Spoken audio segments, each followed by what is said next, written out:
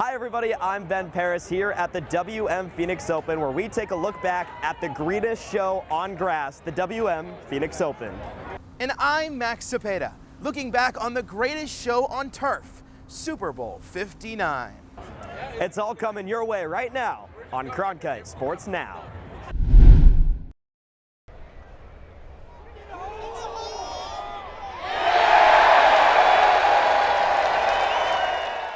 When Thomas Dietrich woke up before the final round of the WM Phoenix Open on Sunday morning with a 5-shot lead to his name, he said he had to meditate in order to calm his mind. And it was that calm mind that prevailed here at TPC Scottsdale as Dietrich captured his first ever victory on the PGA Tour while becoming the tour's first ever winner from the country of Belgium. Incredible. I felt nervous yesterday morning and kind of last night didn't sleep great. I woke up this morning early, 4 a.m., couldn't fall back asleep. I felt like I was kind of ready to win. So deep inside, I was kind of, this one, nobody was going to take it away from me.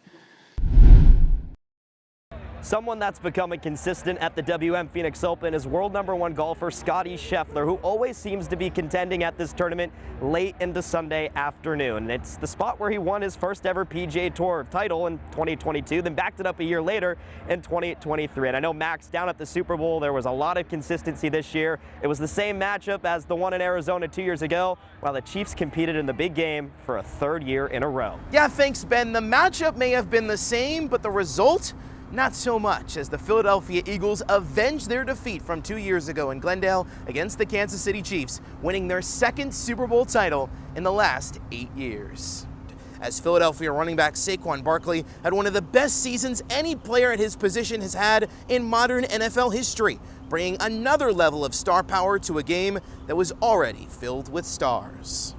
But Barkley wasn't the only new X Factor making his debut on the game's biggest stage. In fact, one of those faces has deep ties to the Valley of the Sun. Take a look. Philadelphia Eagles defensive back Keely Ringo has reached football's biggest stage. This is really my dream. Everything I prepared for my life. 22 years old, man. Should just go out there and trust my preparation. I'm here for a reason, and being able to step back and when I have any feeling, like you're saying before, man, just believe in yourself. But Super Bowl 59 in New Orleans is just the next step in Ringo's upward trajectory, which reached new heights in January of 2022 with his iconic 79-yard interception return to seal the first of back-to-back national titles for his alma mater, Georgia, a moment that single-handedly changed his life forever. I had no idea how much things were going to change just by that play. I can't tell you how many men came up to me with tears in their eyes and told me that my son is the only grown man that's ever brought them to their knees in tears. They've been waiting for that to happen. But even before those triumphant years, Ringo's football life began in the Valley at Scottsdale's Saguaro High School, where he was led by head coach Jason Mons, who, from the moment they met, recognized the incredible talent Ringo was. He was a unicorn. He was one of a kind. His height, his length, his speed, and he was just a bright-eyed, big smile, like really nice kid. We had a lot of really good players come through Saguaro High School over the years, but I don't know that there was anybody that looked like him the first day they walked on campus. As a Sabercat, he won back-to-back state championships and stood out on both sides of the ball, leading him to be the highest-ranked recruit in all of Arizona for his class. And through it all, he quickly became a silent leader of the locker room for Coach Mons. My presence is a little bit more felt than me speaking out loud, I just like to be able to set that standard, to be able to keep that no matter who's looking. Every time I go out there, I just know there's been somebody that hasn't seen me play. But just 9 days after he began his collegiate career as a Georgia Bulldog, his mother, Trolley, was facing her own challenge as she was diagnosed with stage 3 breast cancer, forcing her to juggle her full-time job as a flight attendant while supporting her son's new life in the SEC spotlight. I had just convinced myself that I was just too busy. I was a single mom of a highly sought-after athlete, and I was putting myself on the back burner, and that's what we do as women. That's what we do as moms. We're nurturers and we're caregivers. She's so strong, man. I have those talks with her all the time, man, and I truly believe there's nothing that I'm gonna go through that can be compared to what she's gone through in her entire life, So anytime I face adversity, I look at my mom and I'm like, man, this challenge is no comparison to anything that she's overcome in life. Now, 4 years after he left the Valley, Keely's journey has now taken him and his family to New Orleans as he plays in his first Super Bowl in just his second NFL season. I'm happy that he's here, but I almost wasn't here to see him on this stage, doing what he loves best and what he knows. And I'm just thankful for him to be living his best life. And now, mother and son are able to celebrate a super moment together.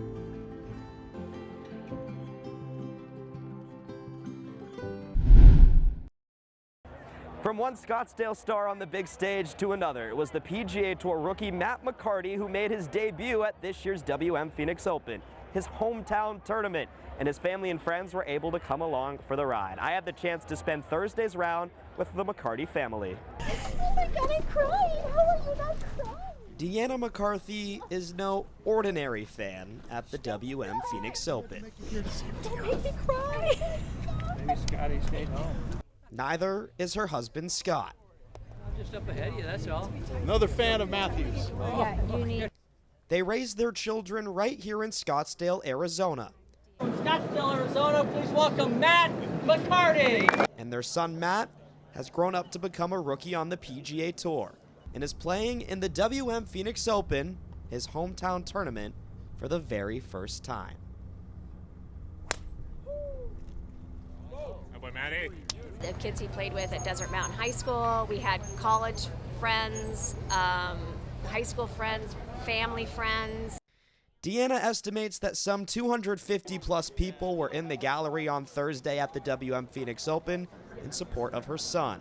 Family, friends, and people she was meeting for just the first time, all united by a love for her son and his journey in the game of golf. The day started slow for Matt, who at one point was 4 over after 12 holes. But the 27-year-old native of Scottsdale, who has admitted to sneaking into this tournament when he was in high school, had the McCarty party on his side when things started to turn around.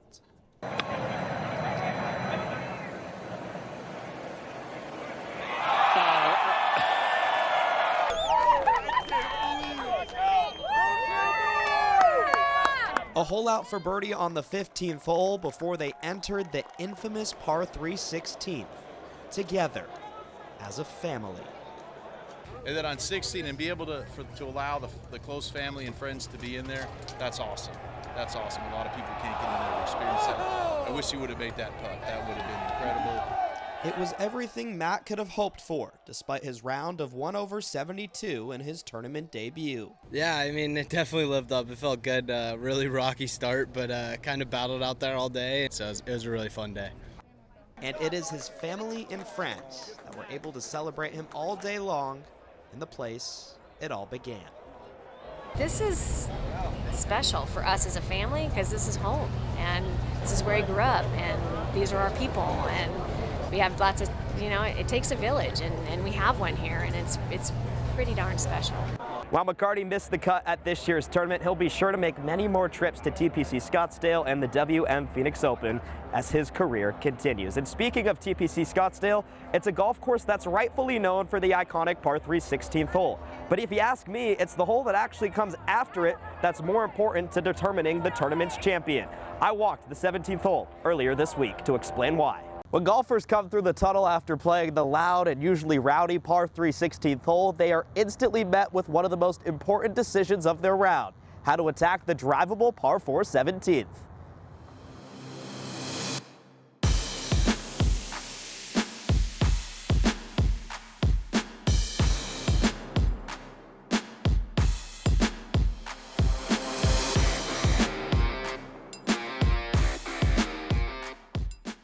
Every Tom Weiskopf designed golf course has one thing in common: a drivable par 4 he preferred to place as one of the final 4 holes on any given layout.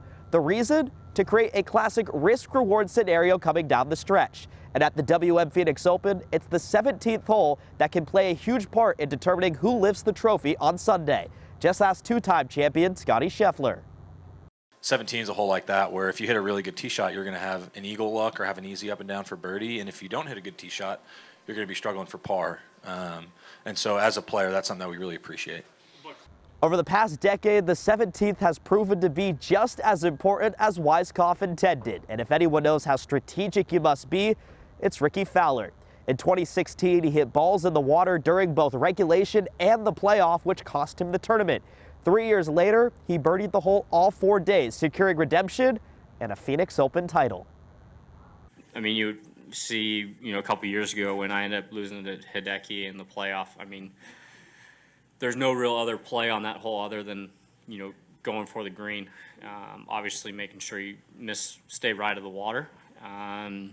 Just knowing that, hey, we have a chance to, hit a good one here, make 3, and be in a really good position playing the last. So while fans may spend their day inside the Coliseum on the 16th or wait for the final putt to drop on the 18th, remember that the tournament may just hinge on this 332-yard staple. Here in New Orleans, the constant festive atmosphere has made this city primed and a perfect marriage for an event that is known simply as the big game. And they're going all out here in the Big Easy once again as they're tying Miami, Florida for the most Super Bowls ever hosted all time, with each city having now 11, marking Super Bowl 59 included.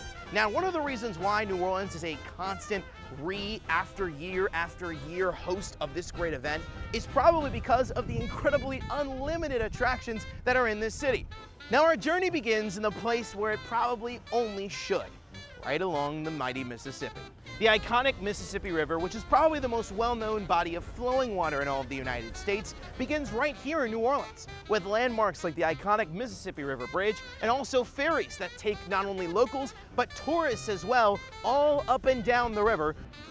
Now, when it comes to the iconic locations along the mighty Mississippi, there is probably no more iconic neighborhood in all of New Orleans than its French Quarter, which is headlined by Jackson Square, right in the heart of it, named after former U.S. President and the man who rides that horse right behind me for eternity, Andrew Jackson, who was instrumental in founding both Louisiana and the city of New Orleans and bringing them into the United States in 1812. Now, of course, also a part of Jackson Square is the iconic white cathedral right behind me, St. Louis Cathedral, which of course is well known for its incredibly enriched history and representing the French origins of all of Louisiana. Our next monument is Bourbon Street, one of the most iconic streets in all of the United States, with a party as far as the eye can see. Now we head to the west side of the city for one last historical monument involving the big game. This actual site where this soccer field now sits was the old site of the old Tulane Stadium, which was open from 1925 all the way till 1980. It was the original site of the Sugar Bowl, but more importantly, was the site of the first 3 Super Bowls to take place in New Orleans. Now we're back outside Caesars Superdome, not only the site of Super Bowl 59, but each of the previous 7 Super Bowls to take place in this city. And while every single player laid it out on the field on Sunday, they also had the chance to show their festive personalities as well for the whole media to see 6 days prior to the game on Super Bowl opening night.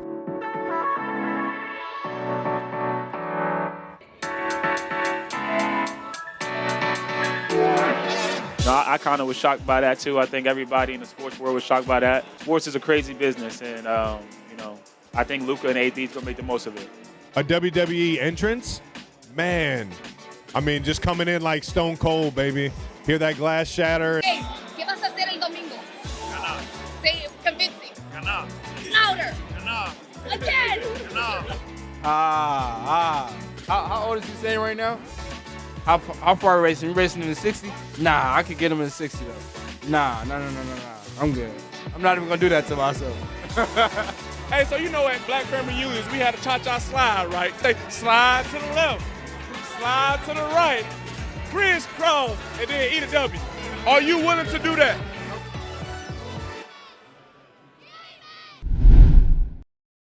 Well, Ben, once again, the Super Bowl lived up to the hype, as did all of this week here in New Orleans, as now the NFL transitions this event to the San Francisco region and the Bay Area next February for what will be a historic milestone for the league, Super Bowl 60. Yeah, Max, certainly looking forward to that historic moment next year as well. And again, here at the Phoenix Open, it was another fantastic finish. This event has a knack at producing those. So as we send you off on this edition of Cronkite Sports Now, we take a look back at some of the best finishes in recent tournament history at the WM Phoenix Open. Let's take a look at 5 of the best finishes from the last 10 years. In 2016, Ricky Fowler led by 2 shots with 2 holes left, looking for his 4th career PGA Tour victory, but a ball in the water on the 17th opened the door for Hideki Matsuyama to force a playoff after his birdie finish. 4 playoff holes later, Fowler found the water again on 17, allowing Matsuyama to claim his first of 2 Phoenix Open titles in a row. In 2018, Gary Woodland made birdies on 3 of his final 4 holes to grab the clubhouse lead, while ASU alum Chez Reavie overcame a bogey on 16 with birdies on both 17 and 18 to join Woodland in a playoff. In the 3rd straight Phoenix Open playoff, Reavie failed to get up and down, giving Woodland his 3rd PGA Tour win. Flash forward a few years later to 2021, where major champion Brooks Koepka holed out for eagle on 17 to hold off a red-hot Xander Schauffele, who made birdies on 15, 16, and 18, but fell just short after his drive went into the water on the same drivable par 4. In 2023, Scottie Scheffler successfully defended his Phoenix Open title while battling against Sun Devil legend Jon Rahm, who couldn't quite capture the prize in his return to the Valley. The noise on 16 got to the ASU alum, where he dropped a shot in the defeat while Scheffler shot a smooth 65 for back-to-back wins in Scottsdale. And last but certainly not least is last year's tournament finish when Nick Taylor completed a remarkable comeback down 3 shots with 4 holes to play. The Canadian fought his way into a playoff where he took down veteran Charlie Hoffman with a clutch birdie for his 4th PGA Tour victory.